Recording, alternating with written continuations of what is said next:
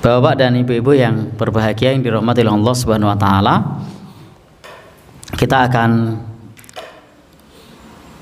lakukan taklim ini sampai pukul 9 sesuai dengan instruksi dari Pak Sutikno tadi.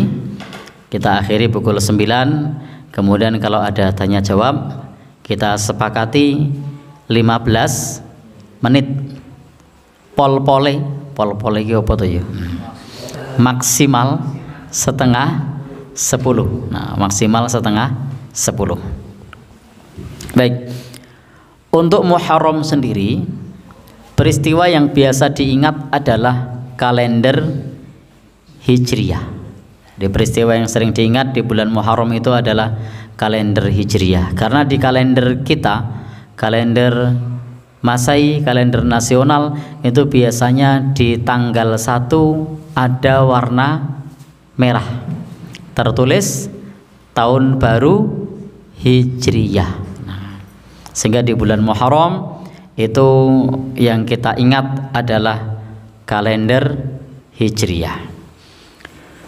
Dan sebenarnya masyarakat kita Indonesia, khususnya Jawa, itu di masa silam lebih familiar dengan kalender Jawa atau kalender Islam dibandingkan dengan kalender Masehi. Silahkan cek simbah-simbah yang umurnya di atas 70 tahun, itu lebih hafal suro sapar mulut bakdo mulut kemudian dibandingkan dengan Januari, Februari, Maret. Mereka tidak menyebut minggu, tapi menyebut ngahad atau ahad. Nah, karena memang sebenarnya masyarakat kita sudah familiar dengan kalender Islam versi Jawa, itu sudah hafal. Dan salah satu buktinya adalah di Bantul itu sampai ada satu perhitungan sendiri di dalam tahun Jawa itu siklusnya selama 8 tahun atau 1 windu. Siklus itu senantiasa diingat. Untuk tahun pertama biasanya disebut tahun alif. Tahun kedua tahun ehe atau tahun ha. Tahun ketiga tahun Jimawal. Tahun keempat tahun Zai. Tahun kelima tahun Dal. Tahun keenam tahun B atau Ba. Tahun ketujuh tahun Wawu.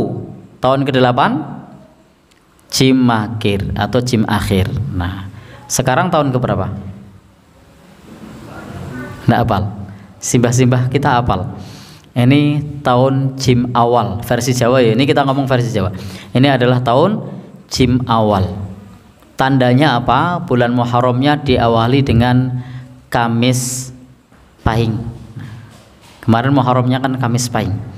Maka itu namanya Jim Awal karena ada rumusnya, bisa dihafalkan. Kalau saya yang hafal rumus yang lama, yang baru ndak hafal kan, tetapi cukup dimundurkan 1 hari karena asli rumus Jimawal itu adalah bukan Kamis Pahing tapi Jangah Pon, Jumat Pon. Karena ini sudah kadaluarsa lebih dari 120 tahun, maka bergeser mundur 1 hari setiap 120 tahun. Jadi mundur 1 hari. Yang tadinya Jumat Pon menjadi Kamis Pahing. Kalau yang saya hafal yang masih rumus lama, rumus Abuki. Kalau sekarang adalah rumusnya Asapon, Alif Selasa Pon. Kalau saya ngapalnya masih Abuki, Hat Pona Jangah Pon ya sehingga Daltuki Bamiskia Waninwan Jangah Kia. Nah, ini sebenarnya cuma ilmu titen. Kemudian bukti bahwa nenek moyang kita itu sudah lebih familiar dengan kalender ini sampai mereka punya perhitungan semacam ini dan mereka bisa menghitung dengan cermat. tanpa menggunakan ilmu matematika, tapi dengan ilmu titen, sehingga tahu kapan lebarannya, tahu kapan puasanya, tahu kapan Dzulhijjahnya. Nah, itu nenek moyang kita, dan salah satu bukti bahwasanya kalender Hijriah sudah sangat membumi di tanah Jawa. Dan saat ini sedang krisis kalender Hijriah karena tidak banyak yang hafal kalender Hijriah. Anak-anak muda itu kita tanya sekarang tahun berapa, belum tentu bisa menjawab di kalender Hijriah tahun berapa. Nah, lalu kita sebut bulan apa, itu belum tentu bisa menjawab. Tanggal berapa, coba disuruh berhitung Senin, Selasa, Rabu, Kamis, begitu sampai Sabtu setelahnya apa? Minggu. Nah, bukan Ahad. Nah, baik. Sebagai contoh dalam kalender itu perhitungannya adalah Romcici, Parluci, Ngual Patmo, Ngukir Nemo, Diwal Ropat, Dikir Ropat, Jablulu, Banmolu, Don Nemro, Waljiro, Dahroci, Jahpatci. Nah, rumus ini sebenarnya bisa dihafal kurang dari 5 menit. Nah, konsepnya adalah dihitung dari Muharramnya, lalu kemudian tinggal diikuti rumus tadi. Contoh adalah Don Nemro. Kenapa saya ambil Ramadan? Karena biasa yang ditanyakan itu Ramadan. Tanggal satunya jatuh pada tanggal berapa? Ini kita sedang berbicara simbah kita di dalam menghitung kalender Jawa atau kalender Islam. Don Nemro, Ramadan 6 loro. Nah, yang Ramadan 6 loro itu maksudnya adalah dicari tanggal 1 Muharramnya itu tanggal berapa. Maka tadi caranya harus mengetahui dari 8 siklus ini. Oh, tahun Jimawal. Kalau Jimawal berarti 1 Muharramnya, 1 suronya adalah Kamis Pahing. Berarti Kamis Pahing sudah ketahuan. Kamis Pahing sudah ketahuan, maka tinggal dilihat apa tadi rumusnya? Don Nemro, Ramadan 6 loro. Kamisnya ditambah 6. Kamis dihitung ya, Kamisnya dihitung. Ini bapak-bapak nanti kalau mau nyoba ngitung begini, Kamisnya dihitung. Sehingga Kamis, Jumat, Sabtu, Ahad, Senin, Selasa. Maka Ramadan jatuh pada hari Selasa. Selasa apa? Nah, loro tadi. Kamis Pahing kan tadi? Pahing Pon. Berarti jatuh pada hari Selasa Pon. Menurut metode hisab urfi ala simbah-simbah kita dulu. Nah, lalu Syawalnya jatuh pada hari apa Syawalnya? Syawalnya adalah Waljiro, Sawal siji loro. Nah, jadi tadi Rom Cici Parluci itu cuma ini singkatan bahasa Jawa. Rom Cici Muharram siji. Nah, Parluci Sapar telu siji. Nah, dan seterusnya. Maka kalau Waljiro Sawal siji loro. Nah, Syawal itu siji loro. Berarti hari utamanya apa tadi? Kamis Pahing. Berarti Kamisnya siji, berarti Kamis. Loro berarti Pahing Pon. Syawal jatuh pada hari Kamis Pon. Nah, sekarang saya kasih tugas Bapak-bapak. Jahpatci, Dzulhijjah papat siji. Gimana ngitungnya? Ya. Ya. Berarti ya Ahad. Ahad apa? Dzulhijjah papat siji. Ahad Pahing. Nah, betul. Berarti sudah bisa kan? Nggak nyampe 5 menit kan? Nah. Ya. Ya. Nggak ngawur, memang bener. Jadi karena satu itu Pahing tadi. Nah, karena ini tahun Jimawal. Nah, jadi betul-betul ternyata Islam dalam hal penggunaan kalender itu sudah sangat mendarah daging di kalangan simbah-simbah kita dulu. Maka kita sebagai umat Islam yang hidup saat ini pun sebaiknya dan memang tidak boleh untuk ditinggalkan penggunaan kalender Hijriyah, karena memang kalender Hijriyah sebagai kalender dalam beribadah, karena kita beribadah menggunakan kalender Hijriyah. Tetapi memang meskipun kalender Hijriyah ini dimulai dari bulan Muharram, itu Nabi hijrah tidak di bulan Muharram. Nabi hijrah bulan apa? Safar tanggal 28. Itu Nabi belum berangkat. Nabi pergi ke arah selatan, transit di Goa Thur selama 3 hari, 28, 29, 30. Baru kemudian berangkat ke Madinah. Berarti berangkatnya bulan apa? Rabiul Awal. Nah, berarti berangkatnya bulan Rabiul Awal. Dan tiba di Kuba tanggal 8. Di sana bikin masjid. Lalu melanjutkan perjalanan setelah 3 hari kemudian dan tiba di pusat kota Madinah tanggal 12. Tiba di pusat kota Madinah tanggal 12 Rabiul Awal. Sehingga Nabi tidak hijrah di bulan Muharram. Jadi Nabi tidak hijrah di bulan Muharram. Maka tadi judulnya bisa dibuat bukan ada apa di bulan Suro. Nabi tidak hijrah di bulan Muharram gitu.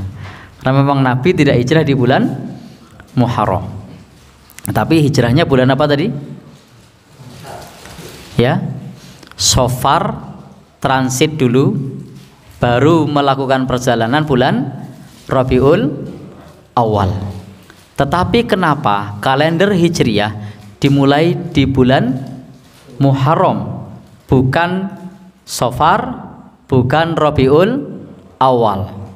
Karena di bulan Muharram itulah Nabi dan para sahabat sudah punya tekad, punya azam untuk berhijrah, sudah mufakat, sepakat untuk berhijrah.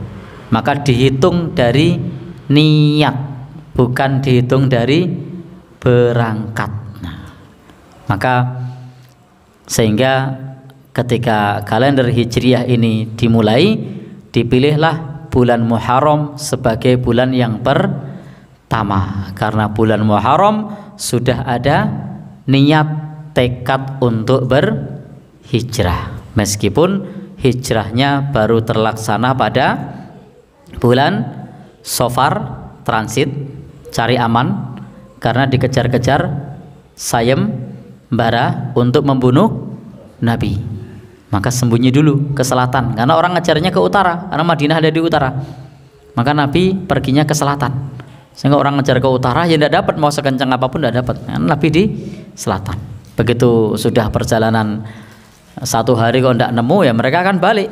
Begitu mereka balik, Nabi melakukan perjalanan ke utara. Baik, Bapak dan Ibu yang berbahagia yang dirahmati oleh Allah Subhanahu wa taala. Dan apa yang bisa kita lakukan ketika di bulan Muharram? Banyak orang yang melakukan doa awal dan akhir tahun. Jawabannya tidak perlu. Kenapa? Karena memang tidak ada tuntunan doa awal dan akhir tahun. Kenapa tidak ada? Karena ketika Nabi masih hidup belum ada kalender Hijriyah, taune durung digawi. Tidak mungkin Nabi mengajarkan doa awal dan akhir tahun secara khusus. Kalau jenengan doa yang sifatnya pribadi monggo saja, tapi yang secara khusus itu tidak ada tuntunannya. Karena memang kalender Hijriyah itu baru dibuat 7 tahun setelah Nabi wafat. Jadi dibuat 7 tahun setelah Nabi wafat, pada masa Khalifah Umar bin Khattab. Diawali dari keresahan Gubernur Abu Musa al-Asy'ari. Ketika Abu Musa al-Asy'ari saat itu resah karena surat-surat yang sampai kepada khalifah itu ada tanggal, ada bulan, tidak ada tahun. Dan ada kalanya surat yang duluan datang belakangan, surat yang belakangan datang duluan. Zaman dulu terjadi, kalau zaman kita kemungkinan kecil. Kenapa zaman dulu terjadi? Karena di zaman dulu saat itu kurir kadang sakit, maka untuk melanjutkan perjalanan nunggu sampai sembuh. Surat yang berikutnya dikirim sampai duluan, kurirnya sehat, atau kudanya sakit, tersesat, dan seterusnya. Zaman itu belum ada GPS. Baik, kalau sekarang untuk pesan sudah bisa dikirim lewat surat elektronik, termasuk lewat pesan WhatsApp. Itu sangat mudah. Kalau waktu itu enggak. Sehingga dimusyawarahkanlah umat Islam untuk membuat kalender sendiri. Dan saat itu para sahabat usul dimulai dari lahirnya Nabi. Usul ini ditolak, serupa dengan Nasrani. Lalu ada yang usul wafatnya Nabi. Usul ini ditolak, tahun baru kok sedih. Lalu ada yang usul lagi dihitung dari hijrahnya Nabi. Para sahabat sepakat bahwa kalender Islam dihitung dari hijrahnya Nabi. Maka saat itu Khalifah Umar bin Khattab mengumumkan, mencanangkan saat ini tahun 17 Hijriah. Jadi kalender Islam tidak dimulai dari angka 1 mengumumkannya penggunaannya, tapi langsung dimulai ujuk-ujuk mak bedunduk pitulas. Jadi dihitung dari peristiwa 17 tahun yang lalu, yakni hijrahnya Nabi. Lalu bagaimana mungkin Nabi mengajarkan doa awal dan akhir tahun? Lawong tahune we rong digawe, rong diumumke. Nah, gimana Pak? Ya, dibuat setelah Nabi wafat. Itu pun 7 tahun kemudian setelah Nabi wafat. Maka tidak mungkin Nabi mengajarkan doa awal dan akhir tahun.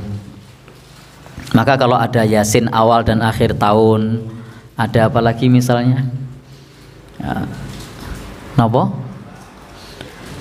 Doa awal akhir tahun itu jelas bukan dari Nabi Shallallahu Alaihi Wasallam. Karena ketika Nabi masih hidup, tahun ini belum ada, belum diumumkan. Baru diumumkan 7 tahun setelah Nabi wafat. Baik Bapak dan Ibu yang berbahagia, yang dirahmati oleh Allah Subhanahu wa taala. Kemudian juga untuk bulan Muharram ini dilihat dari sisi maknanya. Muharram artinya dilarang. Tanah haram, tanah larangan. Bulan haram, bulan larangan. Tanah haram, tanah suci. Bulan haram, bulan suci. Muharram, disucikan, dimuliakan. Maka disebut Muharram itu karena di situ kita dilarang perang, kita dilarang berbuat fasik. Maka ketika satu bulan, satu tempat, di situ ada larangan-larangan, maka disitulah dimaknai suci. Masjidil Haram, masjid suci. Tanah haram, tanah suci. Bulan haram, bulan suci. Sama dengan Muharram. Itu sebagai bulan suci yang kita dilarang untuk berperang, dilarang bertengkar, dilarang berkonflik, dan seterusnya.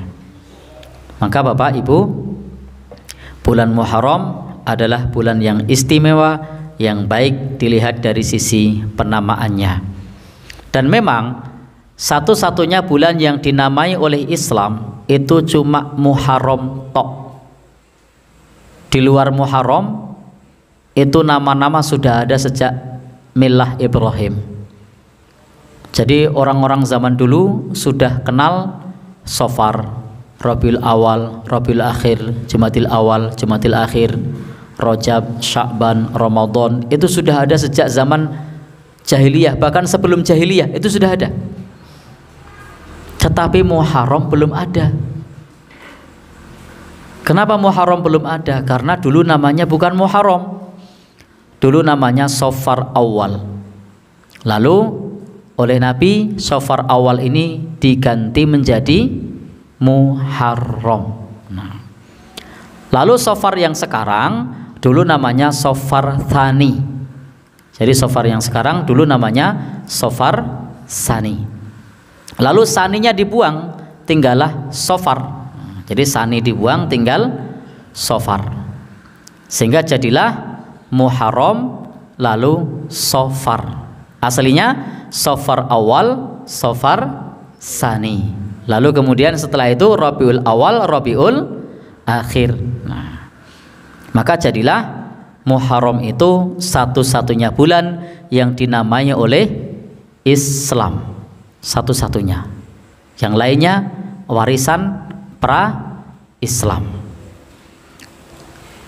Istimewanya lagi, bulan Muharram ini adalah bulan yang disebut oleh Nabi sebagai Syahrullah, bulan Allah. Jadi Nabi menyebutnya sebagai bulan Allah. Maksudnya apa? Bulan yang dinamai oleh Allah. Nah, maka sebutannya Syahrullah. Bulan lain tidak ada yang disebut Syahrullah. Bulan lain tuh disebutnya bukan bulan Allah. Maka ini istimewa. Disebut bulan Allah. Ada rumah, banyak rumah, tapi tidak disebut rumah Allah. Begitu masjid disebut rumah Allah. Berarti sama tidak rumah tadi dengan rumah Allah? Beda. Yang lain tidak disebut Syahrullah, tapi Muharram disebut Syahrullah.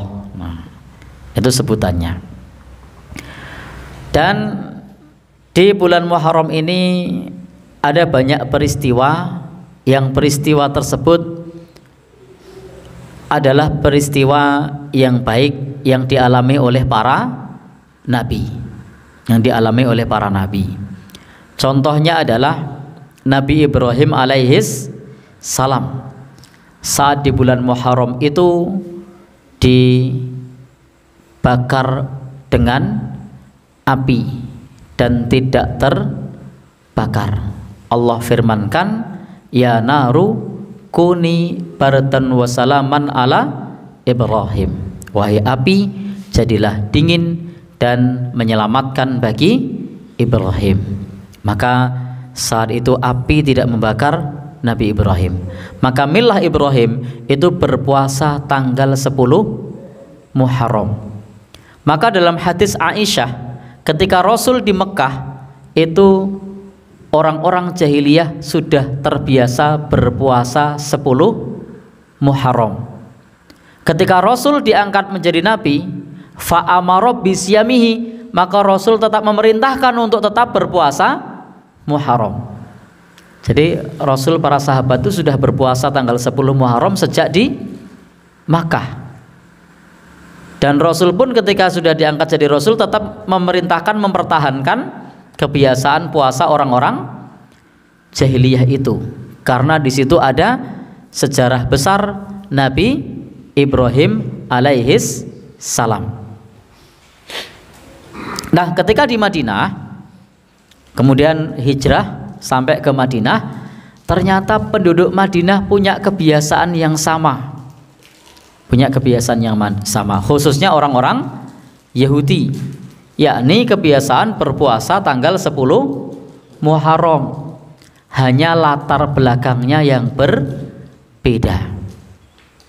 Kalau penduduk Mekah tadi latar belakangnya millah Ibrahim, kalau penduduk Madinah latar belakangnya adalah ajaran Nabi Musa alaihis salam.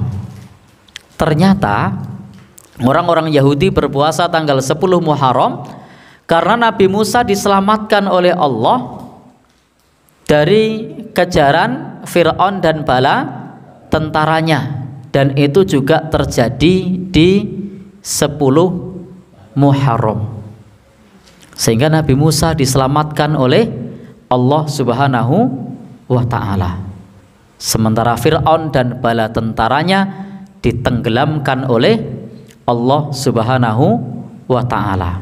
Maka ini dalil bahwa bulan Suro, bulan Muharram adalah bulan sial bagi Fir'aun dan pengikutnya. Nah, karena memang Fir'aun dan pengikutnya saat itu dibinasakan oleh Allah. Maka kalau ada orang yang bilang Sasi Suro itu bulan yang keramat sial, jawab saja benar bagi Fir'aun dan pengikutnya. Nah, gimana kira-kira? Benar apa betul?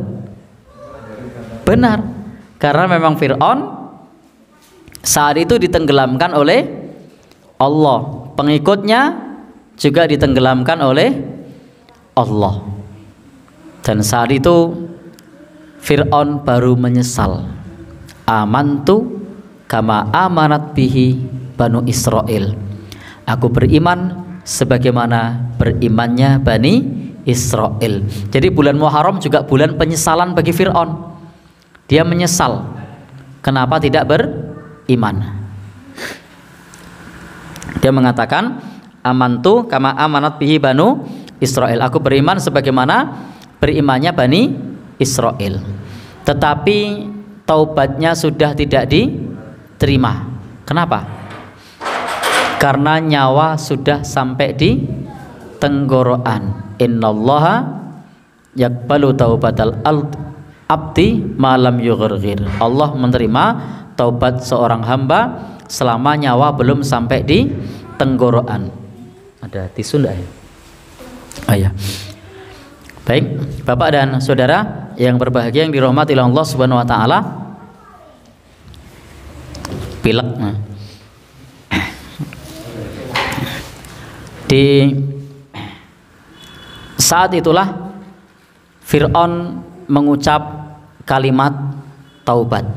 Kemudian oleh matur nuwun.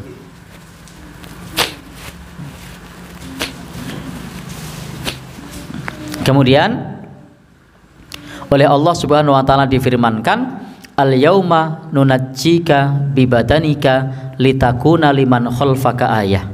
Hari ini aku selamatkan badanmu agar menjadi pelajaran orang yang datang kemudian. Jadi badannya Fir'aun diselamatkan oleh Allah. Itu terjadi kurang lebih 2000 tahun sebelum Nabi diutus. Dan selama 2000 tahun itu tidak ada yang tahu di mana jasadnya Fir'aun. Tapi Allah firmankan, wahyukan kepada Nabi bahwa jasadnya Fir'aun masih utuh. Itu difirmankan oleh Allah, diabadikan di dalam Al-Quran 2000 tahun kemudian. Padahal selama 2000 tahun itu tidak ada yang tahu di mana jasadnya Fir'aun. Dan ternyata firman Allah ini benar dan tidak mungkin keliru. Nah, maka ditemukanlah jasadnya Fir'aun tahun 1896. Nanti kalau saya salah coba dikoreksi, dicek lagi. Itu ditemukan, sehingga ditemukan 13 abad kemudian. Artinya jasadnya Fir'aun itu ditemukan dalam waktu yang lama, dan meskipun waktunya lama, jasadnya masih utuh. Saat ini tersimpan di Museum Kemerdekaan atau Museum Tahrir. Tahrir itu makna yang tepat kemerdekaan atau pembebasan? Napa, Mas Nur? Ya, Museum Kemerdekaan gitu aja ya. Museum Kemerdekaan di Kairo, Mesir. Dan bapak-bapak yang mau mengambil pelajaran boleh datang ke sana untuk menyaksikan langsung bagaimana jasadnya Fir'aun yang kufur kepada Allah itu. Kalau saya cukup lihat YouTube, nah dananya besar, larang tekan kono. Nah, ini hanya khusus untuk yang menengah ke atas. Kalau saya yang menengah ke bawah lah ndelok YouTube bae. Atau nek ono sing bayari ngono gelem. Baik. Bapak Ibu-ibu yang berbahagia, kita lanjutkan. Kemudian juga di bulan Muharram itu menurut para ahli tarikh ada peristiwa pernikahan putri Nabi. Siapa? Fatimah radhiyallahu anha.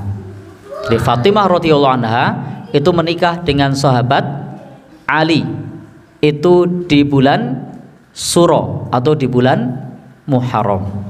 Maka ini adalah merupakan bantahan terhadap orang yang mengatakan bulan Muharram tidak boleh menikah atau tidak boleh ngunduh mantu. Karena ternyata putri Nabi Fatimah itu menikah di bulan Muharram. Dan itu menikah kepada sahabat Ali, semoga Allah meridhoinya. Sahabat Ali termasuk sahabat yang dijamin masuk surga. Fatimah pun dikabari oleh Nabi termasuk perempuan yang dijamin masuk surga di luar 10 sahabat yang dijamin masuk surga.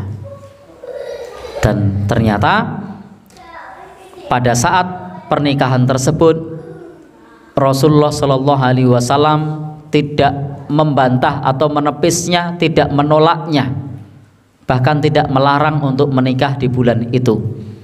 Andai bulan Muharram adalah bulan sial, pasti Nabi akan melarang jangan nikah bulan Muharram. Tapi ternyata Nabi malah menjadi walinya. Berarti ini tidak benar kalau ada yang mengatakan bahwa Muharram adalah bulan sial. Jadi tidak benar kalau ada yang mengatakan Muharram adalah bulan sial. Buktinya Nabi menikahkan putrinya di bulan Muharram atau di bulan Suro. Memang di dalam Serat Centini itu disebutkan bahwa kalau orang menikah di bulan Suro, ini salah satu karya sastra Jawa ya, serat ini, itu nanti hidupnya akan sengsara dan akan terlilit hutang. Padahal masalah terlilit hutang itu bukan karena menikah di bulan Suro, tapi karena gaya hidup, karena lifestyle. Banyak orang yang punya hutang itu bukan karena menikah di bulan Suro, tapi tidak bisa melihat mana kebutuhan dan mana keinginan. Jadi kepinginannya warna-warna, akhirnya ngutang. Harusnya tidak ngutang kalau sekedar kepingin. Kalau ngutang itu kalau darurat mendesak itu bisa ngutang. Bapak dan ibu-ibu yang berbahagia yang dirahmati Allah Subhanahu wa taala, maka tidak benar kalau kita menganggap bulan Suro sebagai bulan sial. Sebagaimana Nabi sendiri dalam sebuah hadis qudsi disebutkan, yu'dhini ibnu Adam, anak Adam menggangguku. Jadi Allah berfirman, anak Adam menyakitiku, anak Adam menggangguku. Kenapa? Ya subud dahar, karena mencela waktu. Wa anad dahr, dan akulah pencipta waktu. Muqallibul laila wan nahar, yang membolak-balikkan malam dan siang. Jadi ketika kita mencela waktu, sungguh kita telah mengganggu Allah Subhanahu wa taala. Sudah berbuat dosa. Dalam hadis yang lain Nabi bersabda, wa fi riwayatin, dalam riwayat yang lain, la tasubud dahar, jangan mencela waktu. Contohnya yang disebut mencela waktu di sini adalah mencaci waktu, ini adalah mengatakan hadza yaumus su', ini adalah hari buruk, ini adalah hari sial. Ini hukumnya haram, mencela yang semacam ini, tidak diperbolehkan. Ini hari naas, ini hari apes, atau ini bulan apes, maka ini diharamkan di dalam agama kita. Tetapi boleh kalau maksudnya adalah informasi. Nah, di zaman tahun kelaparan, di zaman tahun kesedihan, di zaman beras larang, di zaman paceklik, itu boleh. Contohnya bercerita, nah ditanya mobil tahun piro, oh kuwi zaman susah, biyen lah kutuku zaman susah. Ini tidak termasuk mencela, tidak termasuk mencaci waktu, tapi ini adalah kabar, informasi. Ini tidak termasuk bagian itu. Ternyata kemudian setelah masuk ke rumahnya, ternyata juga rumahnya kelihatan seperti bangunan yang unik. Ditanya, tahun berapa ini dibangun?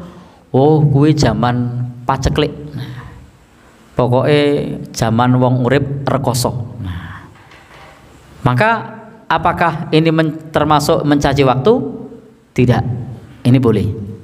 Sebagaimana kita juga mengetahui di dalam sejarah kita sering membaca menggunakan peristiwa-peristiwa yang terjadi saat itu.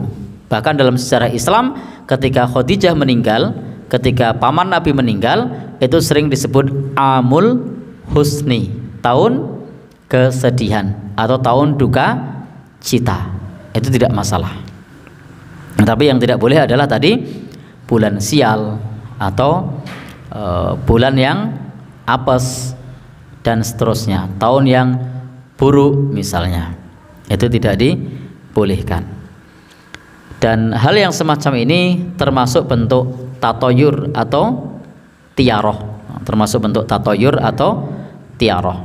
Dan Nabi bersabda, at-tiaratu syirkun, at-tiaratu syirkun, at-tiaratu syirkun. Beliau ulang 3 kali, dalam riwayat yang lain 2 kali. Tiaroh itu syirik, tiaroh itu syirik, tiaroh itu syirik. Beliau mengatakan syirik. Apa itu tiaroh? Menganggap sial oleh sesuatu.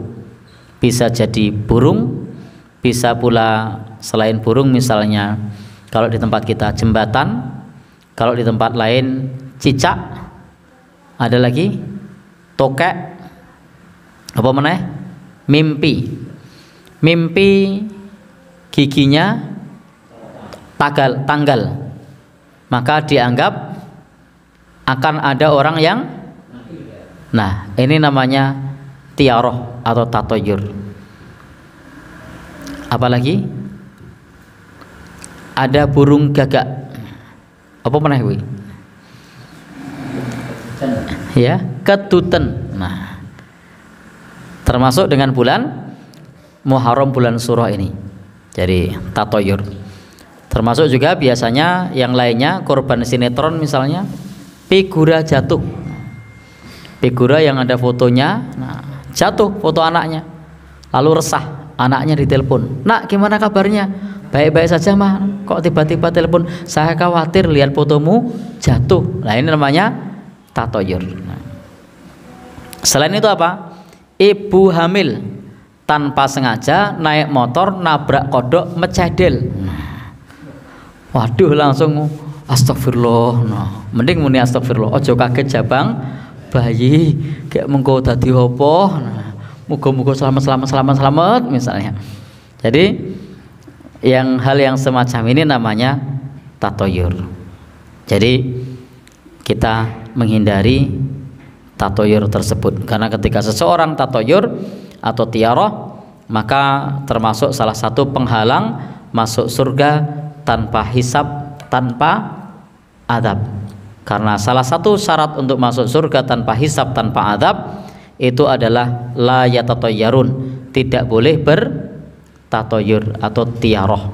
Dan kalau ternyata karena korban doktrin lalu senantiasa kepikiran atas gugon Tuhan itu, atas anggapan sial itu, maka kita bisa berdoa, Allahumma la ya'ti bil hasanat illa anta wala bis sayyiat illa anta. Ya Allah, tidak ada yang bisa mendatangkan kebaikan kecuali Engkau, demikian pula tidak ada yang bisa mendatangkan keburukan kecuali Engkau. Wala haula wala quwata illa bika. Tidak ada daya dan kekuatan kecuali darimu ya Allah. Atau doa yang lain, Allahumma la tayra illa tayruka wala khaira illa khairuka wala ilaha ghairuka. Ya Allah, tiada kesialan kecuali yang sudah Engkau tetapkan, tiada kebaikan kecuali yang sudah Engkau tetapkan, dan tidak ada sembahan yang berhak disembah melainkan Engkau. Itu yang bisa kita baca kalau memang muncul rasa was-was karena korban doktrin masa lalu.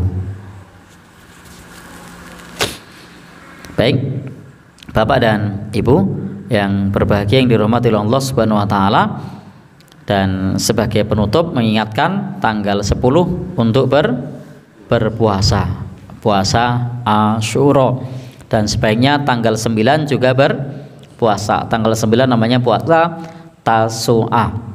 Maka yang terbaik kita bisa puasa 9 dan 10. Kalau 9 lupa bisa 10 dan 11. Atau kalau memang tidak sempat betul, minimal puasa tanggal 10. Karena kalau bisa tidak hanya 10, karena Nabi pernah punya cita-cita ingin menyelisihi orang Yahudi, dan beliau berkata, la in baqaitu ila qabilin la sumanna yaumat tasi.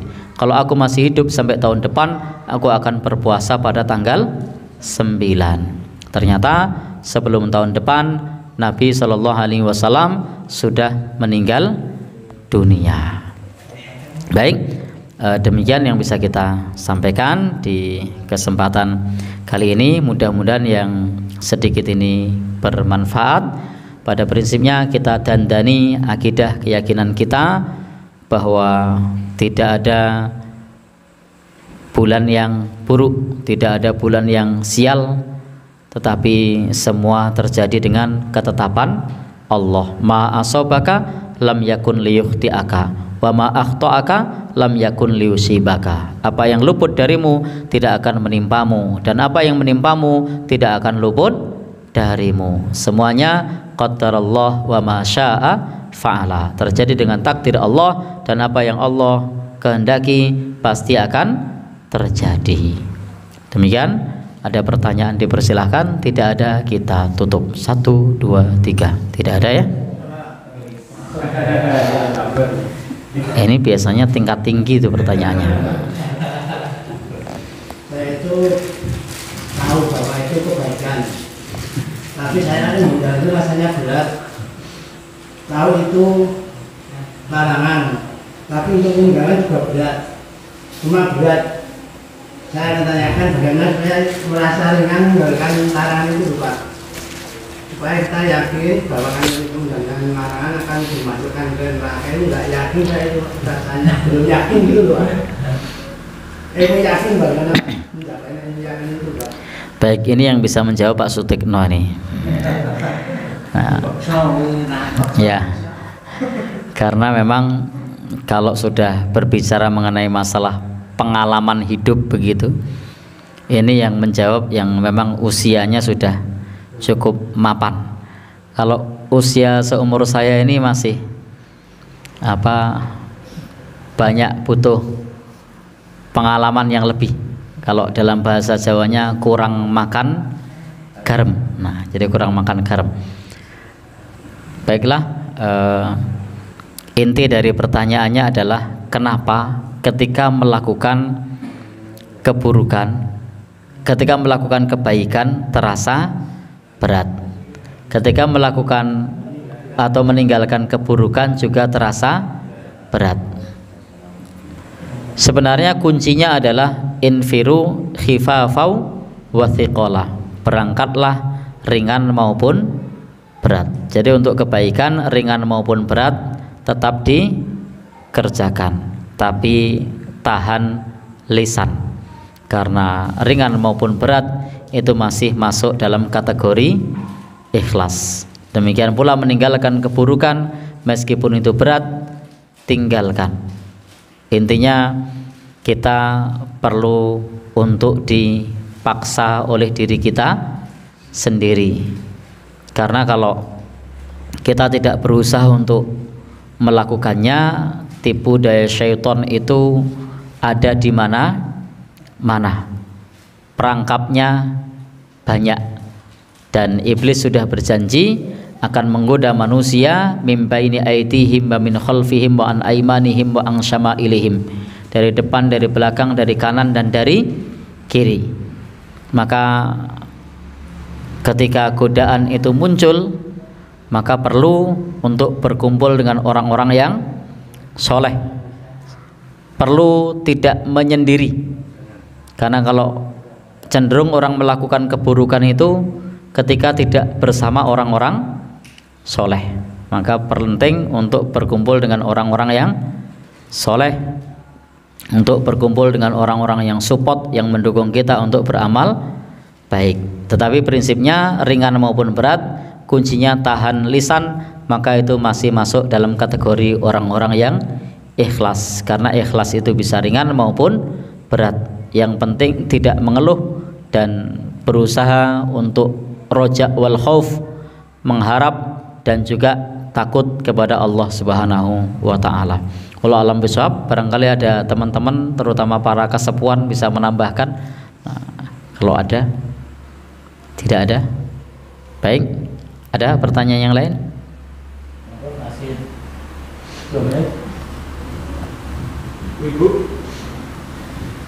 Ibu ada nggak ya? Kalau tidak ada, saya cukupkan sekian terkait topik kita, ada apa dengan bulan Suro. Ya, insya Allah seperti bulan-bulan yang lainnya, dan kita tidak perlu risau, tidak perlu takut ngunggah kemulu, tidak perlu takut ada hajatan, karena Bantul pun hari ini tadi ada hajatan. Apa namanya? Ya, insya Allah tidak apa-apa, aman. Yang penting ketika melakukan sesuatu tidak perlu dikaitkan dengan bulan Suro.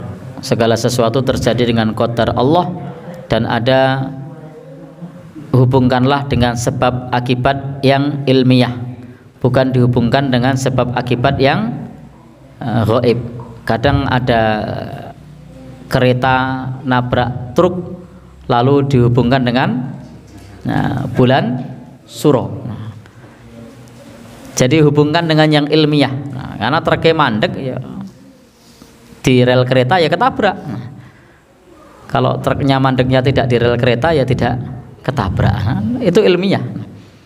Kenapa kok ketabrak? Ya truknya mandek nang kono. Truknya lewat di situ.